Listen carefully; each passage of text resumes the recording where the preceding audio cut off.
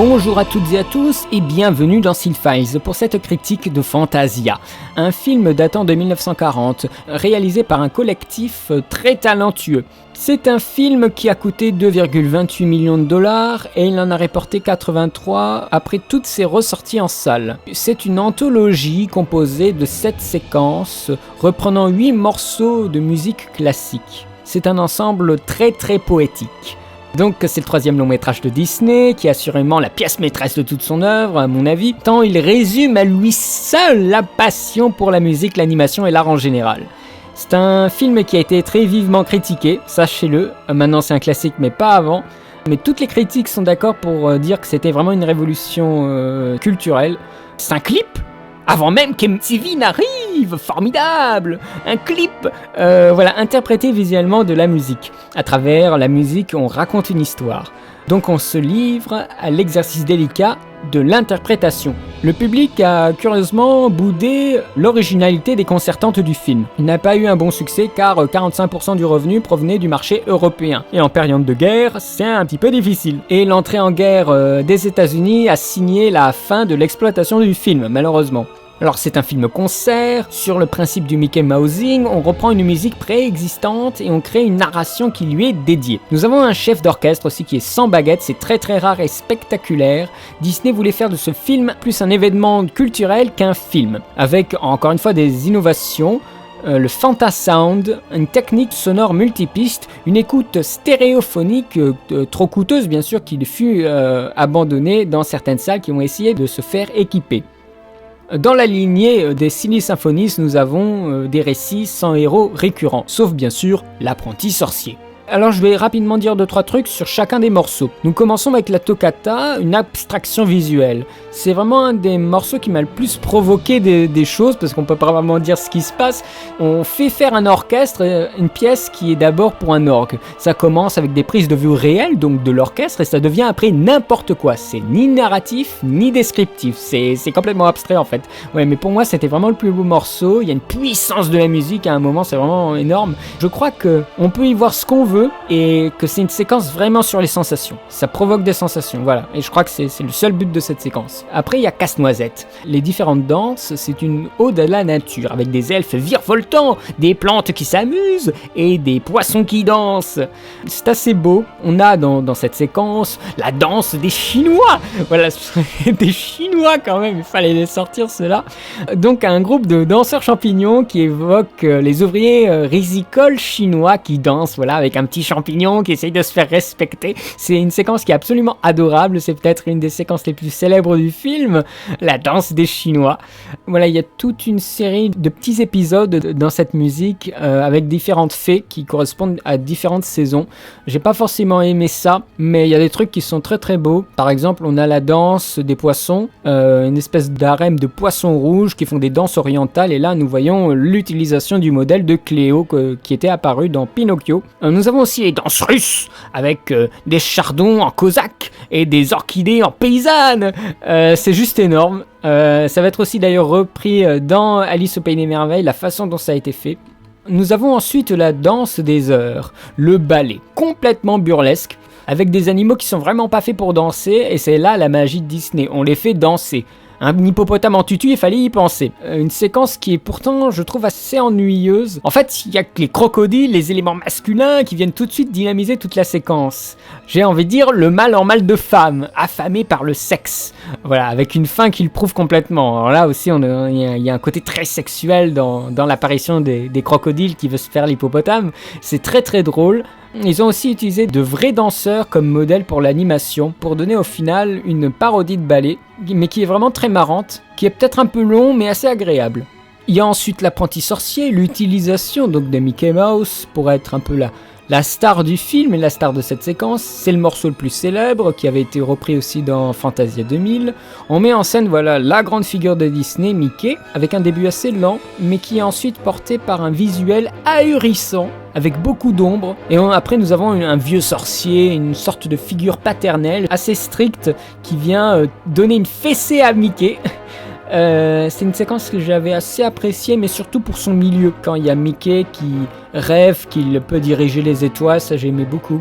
Nous avons ensuite le Sacre du Printemps, un cours de préhistoire, une leçon de géologie, les premières années de la Terre, que j'aime beaucoup. Parce que bien sûr, il y a les dinosaures. J'ai beaucoup aimé la scène des volcans. Dans le rapport image-musique, bien sûr le T-Rex, hein. Comme tous les garçons qui se respectent, on aime beaucoup la scène avec le T-Rex. La façon dont c'est fait sera repris dans d'autres Disney, comme dans Rox et Rocky, la façon dont on a filmé l'ours, et bien c'est un peu la même façon dont on a filmé le T-Rex.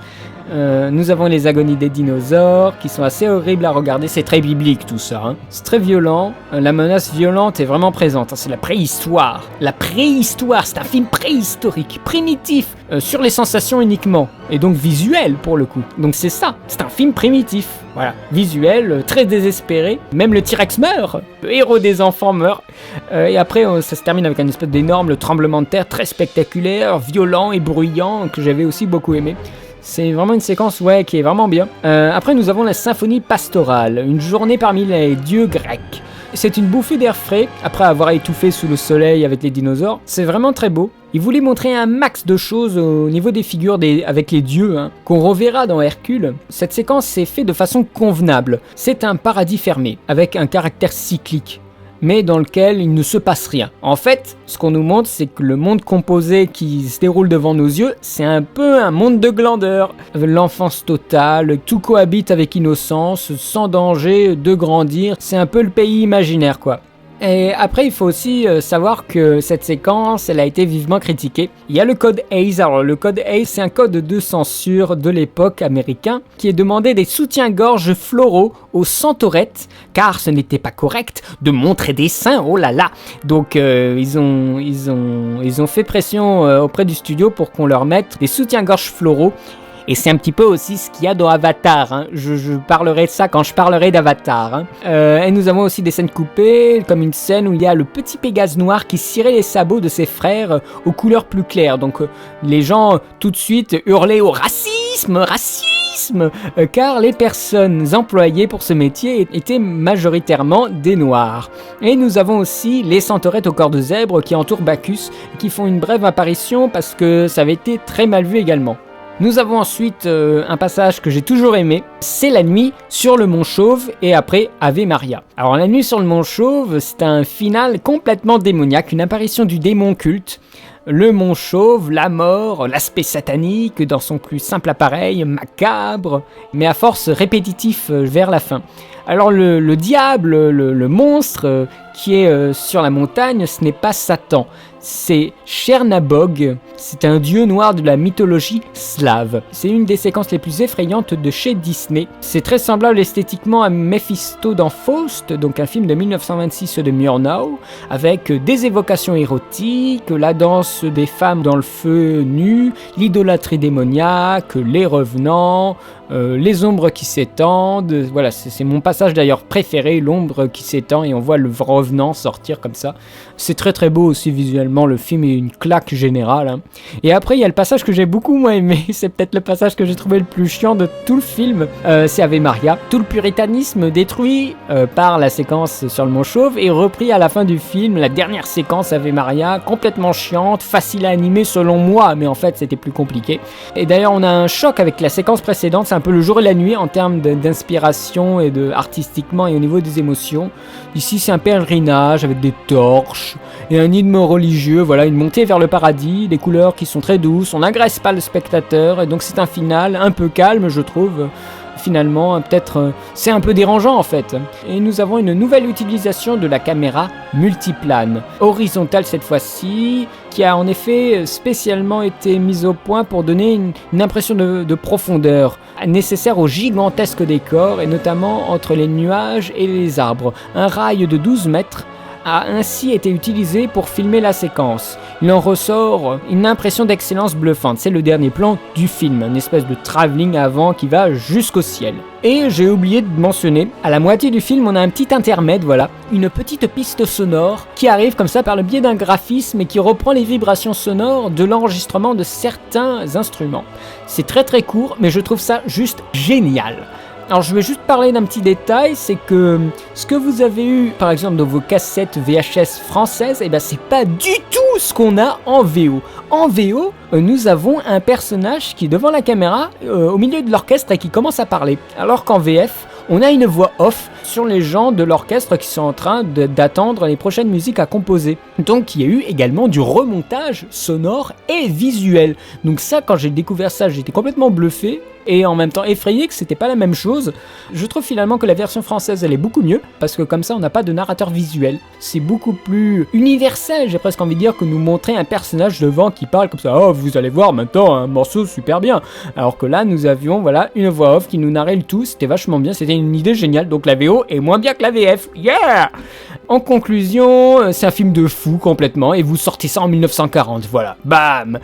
C'est un film qui permet de voir un peu où on en est au niveau de l'animation et je pense qu'ils ont bien fait aussi de récidiver avec Fantasia 2000. C'est un vocabulaire classique et universel qu'on nous montre ici, un film obsédé par les couleurs, dense et des fois très lourde, ça bave des fois un peu d'ailleurs à l'écran, mais ce film fut ressorti en 1970 et ce fut un énorme succès parce qu'il y avait les mouvances hippies et tout ça et il y avait par exemple la première séquence qui avait eu beaucoup plus d'impact qu'à l'époque. Une note, qu'est-ce que vous voulez que je mette à ce film là? Non mais c'est incroyable, hein. Moi je lui mettrais 18 sur 20. Oui, je lui mettrais cette note-là parce que c'est Fantasia. Tu peux pas tester. C'est l'évocation des arts, la musique, le cinéma, la peinture, la danse par l'animation. Mais encore une fois, c'est un film formidable, mais qui fut un peu bridé, comme les Chinois. Voilà. C'était une création d'un monde poétique. Un film fait de tas de petits films qu'on aime plus ou moins bien, mais il y a toujours quelque chose qu'on aime dans le film. Donc c'est le plus grand film de... Non, c'est pas le plus grand film, en tout cas c'est pas mon préféré, ça c'est sûr. Mais au final c'est vraiment un film que j'aime beaucoup, mais pas tout à fait. Voilà, il y a une petite nuance, je reconnais que c'est vraiment un film d'exception. Voilà, si vous avez envie de parler de Fantasia, si vous avez aimé des séquences ou non, si vous trouvez que c'est complètement ridicule, c'est polémique qu'on donne comme ça au film, n'hésitez pas voilà, à faire des remarques, des commentaires, des critiques en commentaire de la vidéo. N'hésitez pas à vous abonner pour suivre la suite de Cinefiles. Et quant à moi, eh bien, je vous dis à bientôt pour de nouvelles critiques. Allez, salut!